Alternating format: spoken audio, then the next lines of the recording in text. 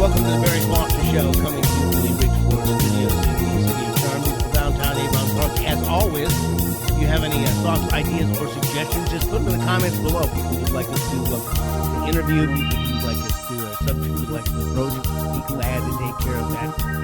Sponsorships are available if you'd like to get in. We have a rate card, so just send us an email at thebarryfostershow@gmail.com, and we'll get right back to you. I promise you. This morning we have a local legend, Harry Havery, a dear friend of mine for 3-4 decades now? All of that. Yes, sir. Yes, sir. Harry, I got to tell you, I remember the first time I saw you was at the little pleasure shop that Patty Dumont ran. Oh, yeah, that's right. And Heart to Heart. Heart to Heart, that's what it was. And there was a single, a 45 RPM single, and she said, "Oh, he's a local guy." I said, "Oh, he's a local troubadour." And so I bought a copy. I couldn't not buy a copy, and it's in a stack of 45 somewhere in this house. But no, I'm keeping this one. I'll will it. Great discs. You can throw them like a frisbee. They go really far. I'll will it to you. But we'll talk about that later. But first of all, you are coming up on. I don't know how you figure this out. This is your first headlining performance with the California Toe Jam Band. Does that mean like you have an opening act? No, it means that we're not an opening act this time. So we've played at the college. I can't even tell you how many times we've played there over the years, either for Dare celebrations or for opening for other bands. So we have enjoyed playing in that beautiful theater for decades, but we've never got to be an opening act until Saturday. We get to do that this coming Saturday night. We've never got to be a headliner. A headliner, Saturday. Yeah, a headliner, yes. So this will be your first headline in college, because I remember you on your farewell tour, which you didn't say goodbye for very long, but you played at the Highlands Hammock State Park, and there were literally thousands. It was like the Highlands Woodstock. There's the thousands of people out there in lawn chairs and sitting on the grass waiting to hear you play. Well, there were a lot of people. There weren't thousands, but thank you for that. But it was a good crowd. That was a record crowd for one of our hammock shows. So we love playing out there too. Barry, everywhere we play, we enjoy, because we love making music for people, and our job is to help people forget their troubles for a little while. If they can come in and listen to us play some good old timey hits from the 60s and 70s and forget their troubles, then we've done something good. Well, the college, playing there at the Alan J. Wildstein Center, has got to be very special, because number one, the acoustics are just great. It's second to none. It was, and we liked it before they did the rehab, but after and since, it's next level. They're really truly second to none. That place is a really wonderful, wonderful place to play. Do you have a special set that you're going to play for this? I mean, I don't want to have any spoiler alerts or anything, but yeah. So making a set for the band is always tricky, because I never know if we're going to stick with it or not. Because we'll work really hard on a set list, and then get there and see that the crowd is not exactly what I had expected when I set the list up, and we just throw it out. And so often we don't even bother with the set list. The guys in the band get upset with me sometimes, because they would like to know what's coming up next. And a lot of times the crowd's not what we had imagined. So we throw it out and start all over. And we always, always, always try to play to the room as best as we can. And then, of course, there's people who yelling tunes out of the crowd, play Freebird, Yeah, it happens every time too. And that's another whole thing. But we've got some neat surprises planned for Saturday night. So what we've done is we've got some of the songs that people just expect to hear when Toe Jam gets together. So we've got some favorites, but we've also gone back into the archives, and we picked up some songs that we haven't played in 15 years. We've got several that are brand new that we've never played before. And when I say brand new, I don't mean 2025. I mean, new classic oldies that we've never done before. So we've got a really nice selection of current Toe Jam, old Toe Jam, and new Toe Jam. You have kind of I made kind of a light remark about you. You kind of like to Highlands County what Billy Joel is to Long Island, and but that being said, you do you do have a group of they're not deadheads, they're more like hairy heads, but that follow you. That when you're playing, they're probably going to be there. You see people who are regularly at your performances. Oh, absolutely, yeah. We have a very devoted following of friends that come out and support us, and we couldn't be more grateful. Let me tell you, especially now, Barry, because it's the ones that are here year round. Our snowbirds aren't back yet. So our numbers for this show are much lower than I would like it to have been because we're missing our snowbirds. So the people that are going to be at this show on Saturday are tried and true local folks that stick with us and follow us. And we are so excited to be playing for them. And, they've spent money to come out and hear us play. And that we do not take that lightly. We're going to give them the best show that we have in us. So we are so looking forward to this. And they're going to see a very special show. This is not going to be just a regular, 3-set bar band night. This is going to be something special. No, I'm not going to tell you any songs, but okay. I can tell you we got some Beatles in here. We got some Van Morrison. Let's see, we got some Creedence, we got some Billy Joel, we've got some old classic songs from the early 60s. We've got little surf stuff here. We've got Eagles, we've got Three Dog Night, we've got some Doobie Brothers, some Rolling Stones, some Dire Straits. We're covering a lot of musical ground on Saturday. So, since I've heard you play, you have always played 50s, 60s, 70s, 80s, 90s, 2000s, hits from all of the different eras. But do you ever write anything yourself? Do you do any original music? We never do it, but I've written. I've written. I don't even know. I can't tell you. Matter of fact, I've been purging. I've been going through old tubs of stuff from childhood and stuff, and I'll bet I threw away 1,000 songs that I wrote. Oh no. Yeah, no, because I'm never going to do anything with them, and for years I've been saying, well, I'm going to finish this one. I'm going to finish that one. And one of these days I'll get around to finishing one of these. So I just got tired of looking at them. So off they went. So you should have had the garage. You should have Harry Havery song garage sale. Nah, there'd be musicians. Yeah, there's always, you can always steal part of an idea. You can sample something. You could have been on a rap song. Yeah, no, I could have. I've written enough songs, Barry. I can't even put a number on it, and I've recorded so many of my own songs for fun. So I've written songs, I've recorded songs, and most of them are never going to be heard by anybody, and I'm good with that. Oh, have you ever thought about making an LP of some? I did once. I did one when I used to work at Bible Fellowship when I was the music director. I did an album of all original songs and went to Canada and recorded with that band New World Sun.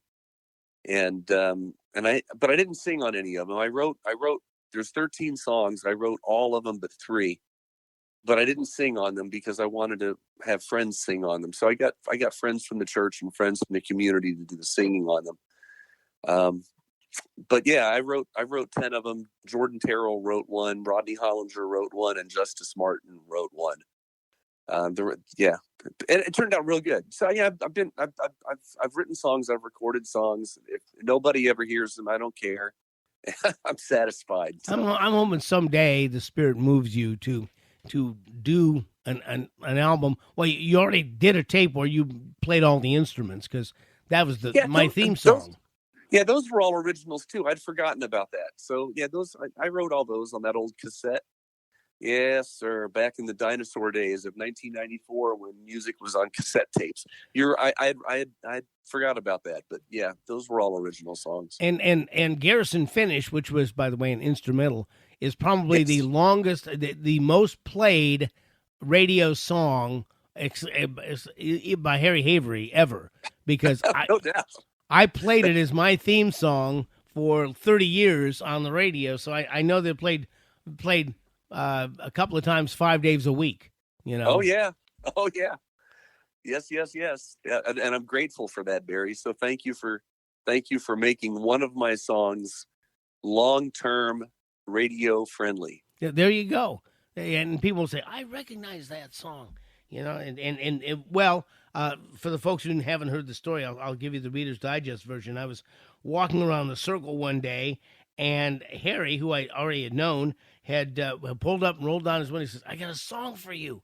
I said, okay, good. And he gave it to me. I said, that's my new theme song. And the rest, of course, is history.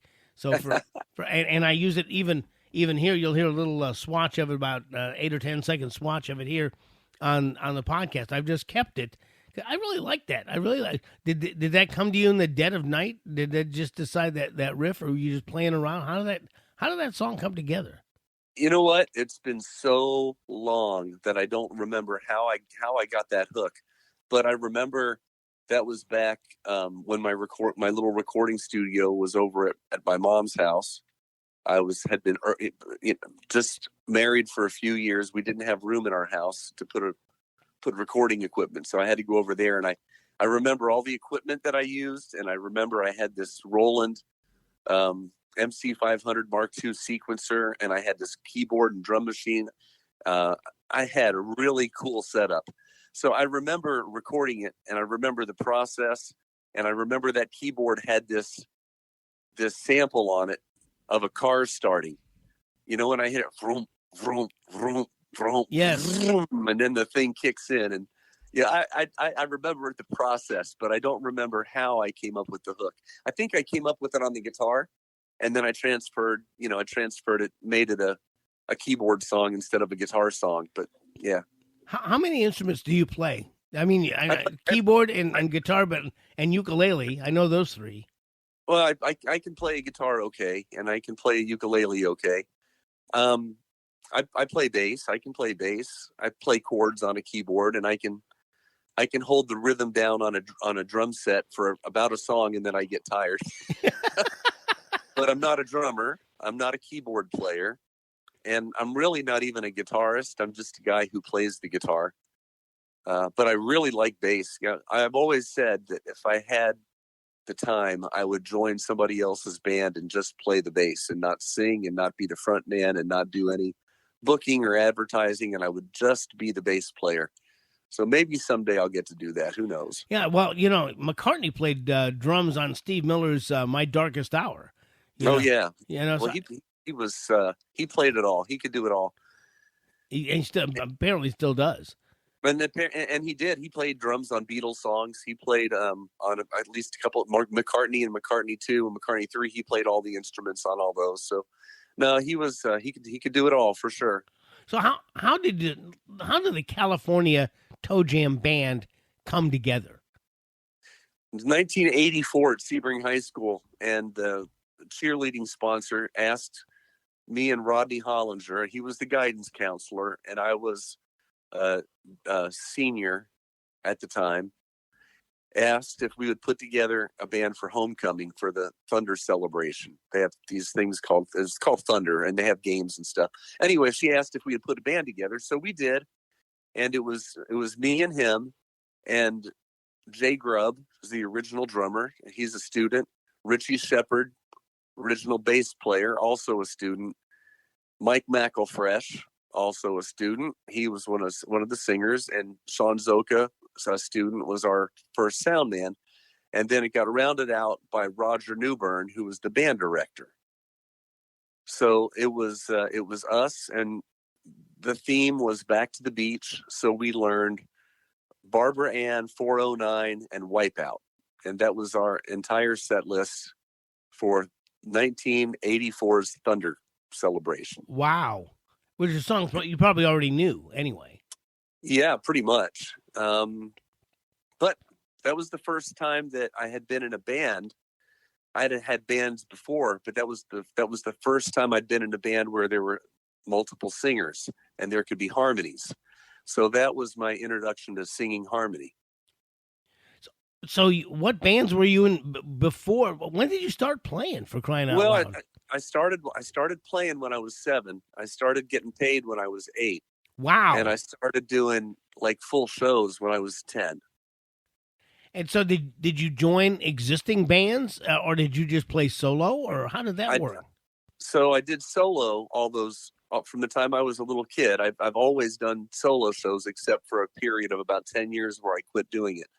But I used to sit in with bands all the time. When I was 10, 11 years old, my mom and stepdad, Tom, would drag me around to all these bars, and she'd bring me to the Candlelight and to PJ's and to Trax Lounge and to Galen's and Lake Placid and Super Galen's and all over the county.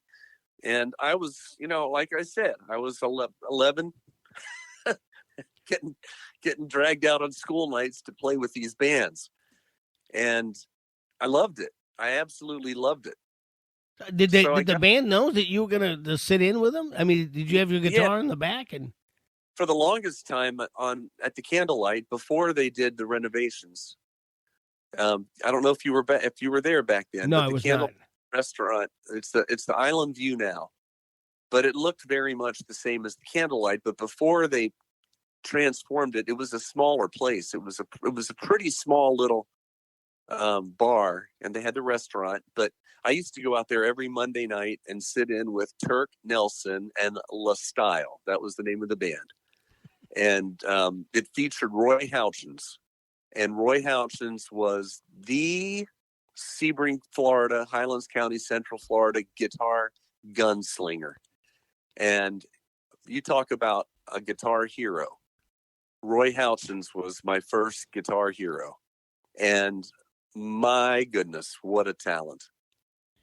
So did you sit in with him? Did he teach you some licks and stuff? So I learned by osmosis with him, and he did show me stuff. But Turk Nelson was the drummer, and they played jazz, they played adult contemporary, they played top 40, they played everything.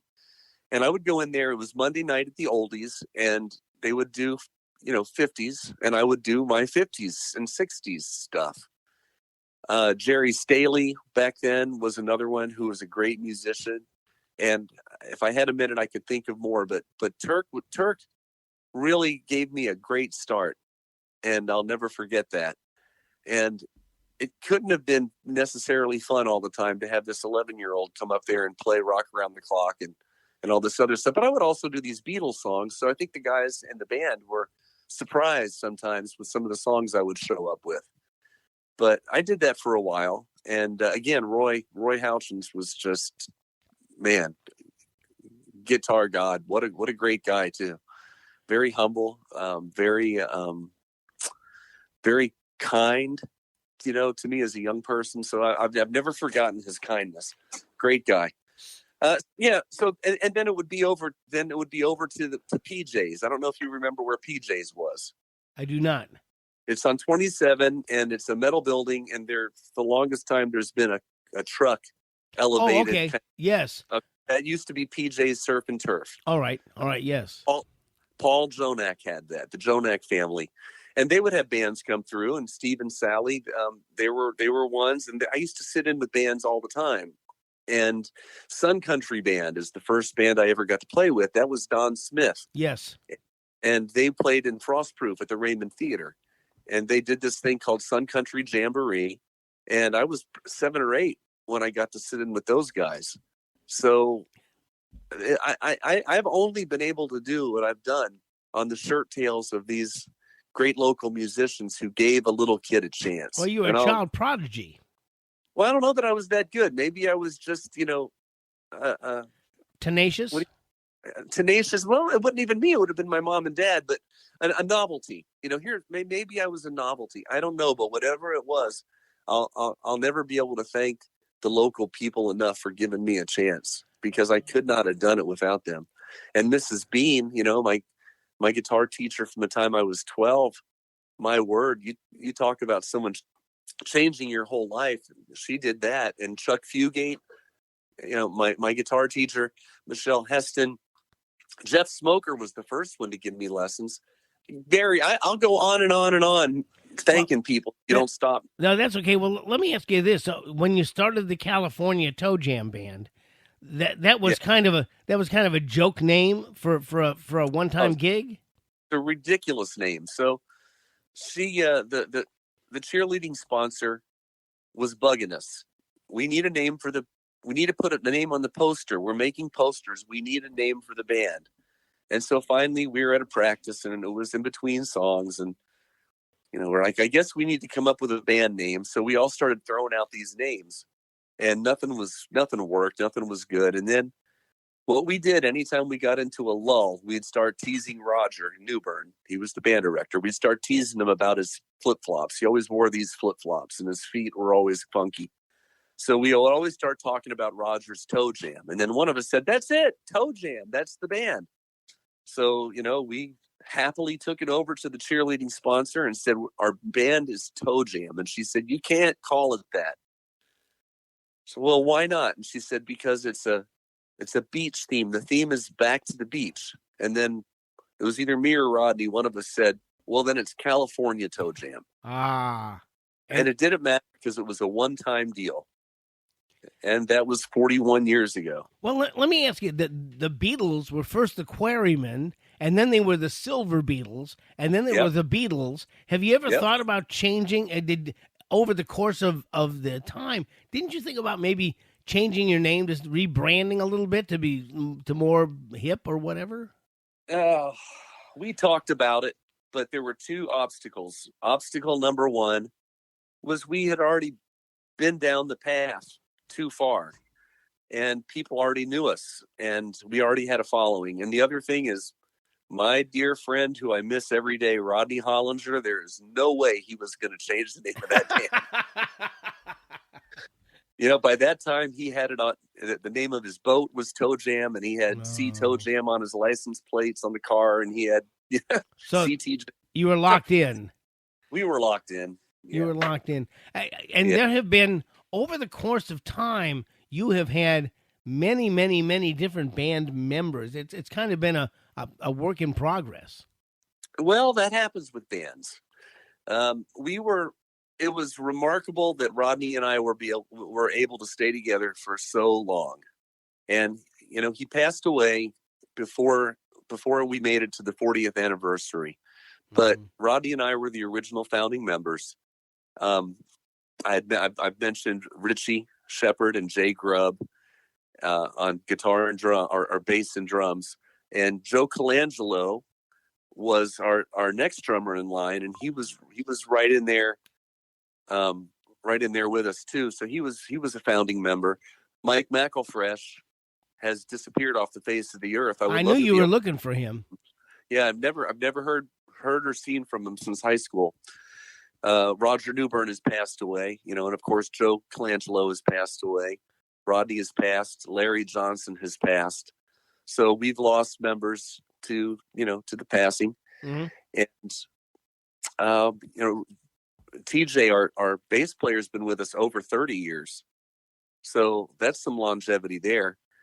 Jordan, our keyboard player, has been with us. He was with us for a couple of years before he went to college years ago, but now he's moved back with his family. He's been back with us since 2018. So, as Sawyer is our newest drummer, and he's 14. He's a student at Sebring High School. Outstanding drummer. My son Rodney was a drummer with us for the longest time. Lou Dunham was our drummer for a while there. And of course, I would be completely remiss to not talk about Trent Ferguson. Absolutely. And everybody knows Trent Ferguson, and he was the Toe Jam drummer for years. And he started sitting in with us when he was only about nine years old. And what a legend he's already become. The Toe Jam Band was the genesis of him getting involved in local radio, because Yes. you were playing an Alan J gig where they giving away a motorcycle, and Yes. and I was there in the audience with Donnie Schaefer, and Trent's grandmother brought him over and said, "I want you to meet Trent Ferguson. He'd like to get involved with sports." I said, "Oh yeah, we can hook that up." So we got him on the Highlands radio group and got him involved there. So you it was one of the many success stories that came out of the California Toe Jam Band. You never know, do you? And I'll tell you what, it's not just a band, it's family. And once you're in the family, you're always part of the family, whether you recognize it or not. But the Toe Jam family is so proud of Trent and everything that he's accomplished. Well, just what a remarkable guy. Yeah, he's apparently going to get his own. If he doesn't have it now, it's going to come up very soon. He's getting his own sports show here for a while, and I told him, said, "Listen, make sure you podcast all that, because I think that kid's going to go on." Number one, he is a historian into '60s music, which humbles Yes. me because I grew up in '60s music. Yes. But he knows that stuff. He's a sports maven, and I think he's going to go on. I told him he could be a great 60 on like a Sirius channel or something. Absolutely. But I think he wants to be. I think he wants to be a sports guy. So yeah, that's where his heart is. His heart used to be in '60s music, and it's kind of been shoved over a little bit in favor of sports, which is cool too. Hey, I want him to have the very, very best of whatever it is he pursues. Absolutely. So now this gig that you're doing on October 4th, the first headliner, the first time you're going to headline at the college. What's the band lineup for that night? So that's the current Toe Jam lineup is I'm playing guitar and singing. TJ 30 plus year member. He's bass and vocals. Jordan is keyboard, guitars, and vocals, and Sawyer is on the drums. Okay. There's one other question I wanted to ask you, which is, how far have you played from home base here? Have you played any European gigs? I mean, have you played Japan or anything like that? No. We've been up as far as Watkins Glen, New York. We did that a couple of years in a row. We set up little mini tours, and we played it. We played in Virginia. We played in. It's funny you mentioned Sirius FM and Trent and everything. We played in Coatesville, Pennsylvania, on our mini tour in 2018, and believe it or not, we had Flash Phelps show up at our show. Really? Yeah, because he's friends with Trent. Trent started calling in his radio program, 60s on 6, I think is what it is. And when Trent was like 8 years old, he started calling Flash Phelps' show. And so they had become friends. And when Flash found out that we were going to be in Pennsylvania, he lives somewhere, I don't know, within a couple hours, but he drove all the way over to our show to just to see Trent and meet Trent and hear the band. So that was pretty cool. But along those lines, up and down to Watkins Glen, my friend Gilly, James Guild, Jim Guild, Jimmy Guild, Gilly, the man of many names. He brought us up to Watkins Glen a couple times, and we got to do that. That was a lot of fun. Well, you played some solos like that too. You did a loop up there. I spent several summers in New York playing music up there. Yeah. That was always a lot of fun. We got to play at the Washington Monument at the Sylvan Theater. That was a wonderful show. That was the second time I got to play there. The first time was with the Bible Fellowship Youth Band many moons ago, and we played at the Washington Monument at the Sylvan Theater. And then Toe Jam got to do that too in 2017.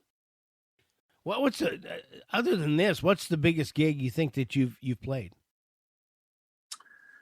That's a hard one. If you're talking about numbers, we've played for a little under 2,000 people when we opened for Hotel California. It's an Eagles tribute band, and we, for sheer numbers, that hammock show, we had maybe 1,400 people for that. And we've played at the college when it was packed full of fifth graders for DARE graduation. And we always enjoy that. I'll tell you, Barry, every show is different.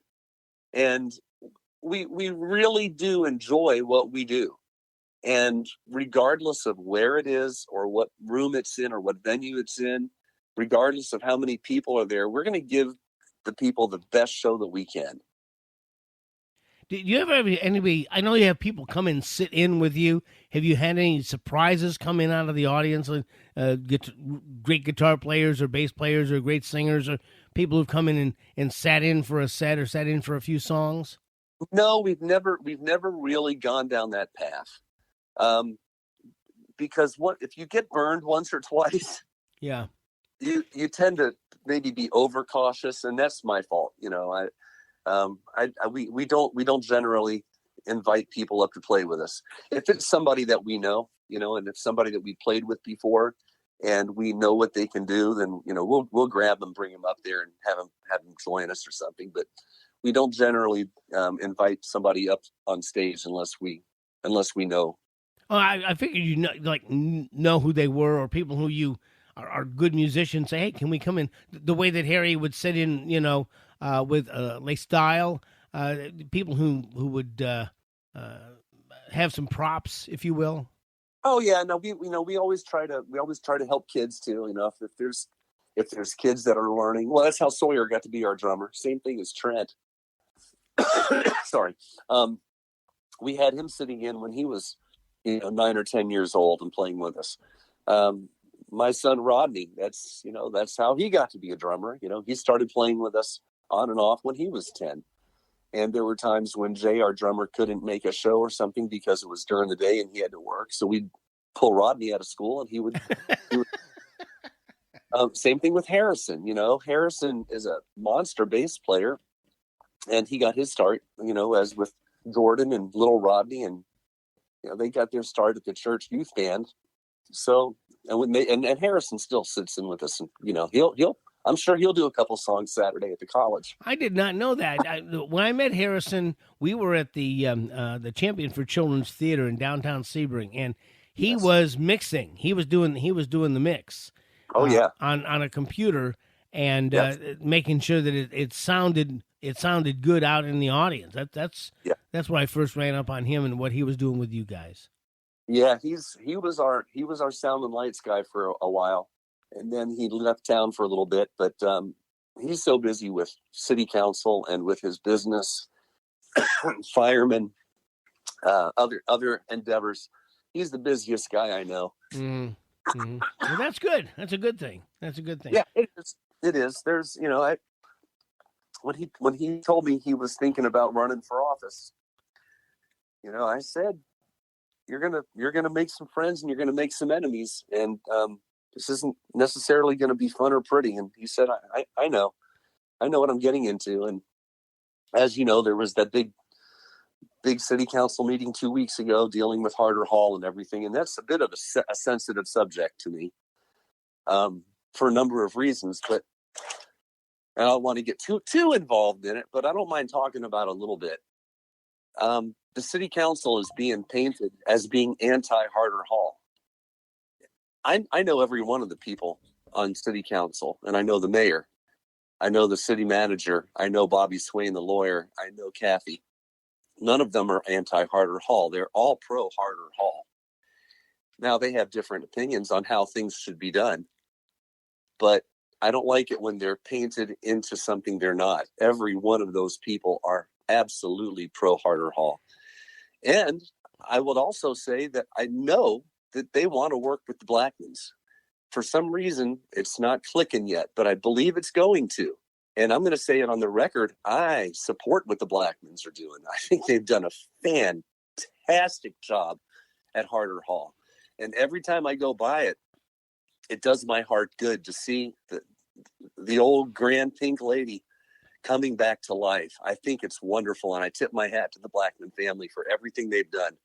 They have poured out and poured out and poured out their heart and soul and money into this town. So I'm grateful. And I want to see an everybody wins situation. How to get there, I have no idea, and I'm not in politics, but I believe it can be done.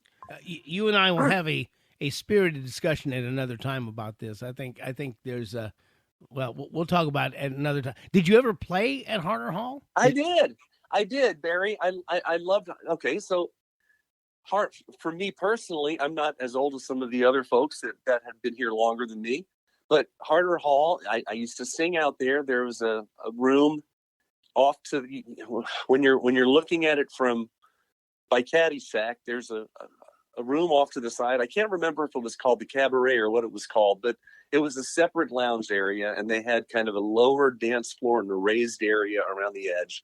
I used to sit in with bands there. I'm so sorry. I've got a thing in my throat. That's okay. You gotta get some coffee or something? Yeah, I'm good. It'll be okay. So I used to sing in there by myself. I did solo stuff in there, and I used to sit in with bands in there. And I used to go wandering around the halls, and I loved Harder Hall so much. And I used to play tennis out there when I was on the tennis team before I got kicked off because my grades weren't good enough. Because Mr. Rodney Hollinger, my Toe Jam co-founder, was my tennis coach before he was that. So one year I got kicked off because my mom wanted to drag us up to New York, and I was going to miss a couple of games. So he kicked me off the tennis team. And then the next season, my grades weren't good enough. But that's where we practice, So Harder Hall special. Harrison, when he was 10 years old, he loved Harder Hall so much. I got with the current owners at that time and arranged a personal grand tour with just me and Harrison, and I think it was the GM at the time. And he took us through and showed everything that was going on with it. And Harrison, my word, you would have thought that he got to visit the North Pole and see Santa Claus himself. He was so excited and happy about that. So Harrison, he loves Harder Hall. It goes all the way back to his childhood. Mm-hmm. Anyway, I digress. That's Harder Hall was kind of the place to play. Although it seems like there was more places back in the 70s and 80s than there are now for local bands to ply their trade. There doesn't seem to be quite as many as there used to be for whatever reason that is. There is. You are right. I think there are fewer venues, but right now we're living in a new golden age of live music in Highlands County. There's a really good guy, Steve Backoff, and he puts out a list of the live music that's going on every week in Highlands County. Oh, really? Yeah, it's incredible. It's incredible. It hasn't been like this, Barry, since I was probably 13 or 14. And that was the other golden age. But man, there's so much great live music out there. There's so many bands, so many singles and duos and trios. It's just incredible. Well, that's good news. And so how long are you gonna be the Keith Richards of Highlands County? Are you gonna still be playing when you're in your 70s and 80s here? I don't think so. If I'm being honest, it's harder and harder for me to do what I do.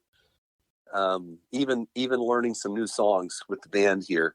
There's one particular song that just gave me fits, and it should have taken me 15 or 20 minutes to learn this opening lick to a song, and I'm days on it now, and it's just now starting to click. Is there a trick? Right. Is it a drop D tuning? Is there some trick Nope. that you?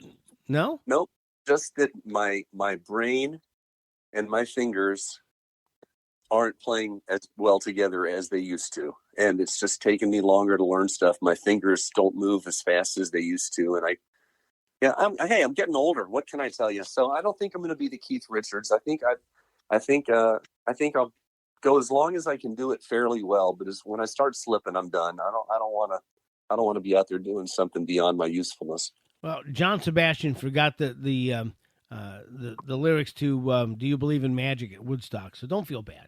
You're in good company. So that stuff happens. You're bound to forget a chord or miss a word or something. So yeah, that doesn't bother me. But I don't want to be out there playing beyond my usefulness. I want to know when. I want to know when to pull the plug on it and get out at a good time. Mrs. B, my guitar teacher, always said, "Harry, sugar, leave them wanting more." That's true. And yeah. And that, in fact, that's what Grace Slick of the Jefferson Airplane said when they asked her if she was going to do a reunion tour, and she says, "People don't need to see old fading rock and roll stars, including me." And she wouldn't go, and which I don't know whether her voice was failing, but Grace was always difficult. Let's use that word. So Yeah. she knew what she wanted when she wanted it, and she did what she wanted. So now what? Now there's still tickets available. How much are the tickets to get in to see the California Toe Jam Band at the Alan J. Wildstein Performing Center for the Arts at South Florida State College? That was a heck of a sentence you just cobbled together there. Yes. That was the tickets start at $15 and they go up. Oh, that's very inexpensive.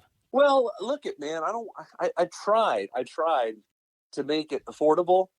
And then apparently I think there's a $3 per ticket that goes to facilities or something. I'm not sure.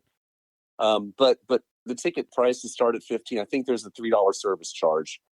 But I looking back, I should have started at 10. I should have gone 10, 15, and 20. I always second guess that stuff. I want as many people to be there as possible, and I wish I could have done it and made it for free. If I could have made it for free, that's what I would have done, but I couldn't. They got to pay for the hall, and right. It ain't cheap. So well, the thing about that is Cindy Guerin. You know Cindy, right? I do know Cindy. Yeah, she's wonderful. She offered this program that she's come up with, the Florida Artist Program, where it's a really wonderful deal for the artists, and that she's got a grant that helps underwrite some of this stuff. And I can't thank Cindy enough for getting us plugged in over there for this show. We wouldn't have been able to do this without Cindy. So, I got to really tip my hat to her for all the great programming that she takes care of out there, and all the different artists and bands and talent and shows that she brings out to the college. She really, really does a fantastic job. And so it's going to be a great show. And I know you have a playlist, but you know what they say, everybody's got a plan until somebody hikes the ball. So yeah. So you got this play. How long do you reckon you guys are going to play before you finally go home? So we'll start at 7:00. We'll play till 8. And then at 8:00, the band will take a little break, and then I'll keep playing. I'll grab my acoustic guitar and I'll play through, and the band will come back about 8:15, and then we'll finish up somewhere in the 9ish area. If we're fortunate enough to do an encore or something, we're ready for that. But we would play, 3 hours, 4 hours.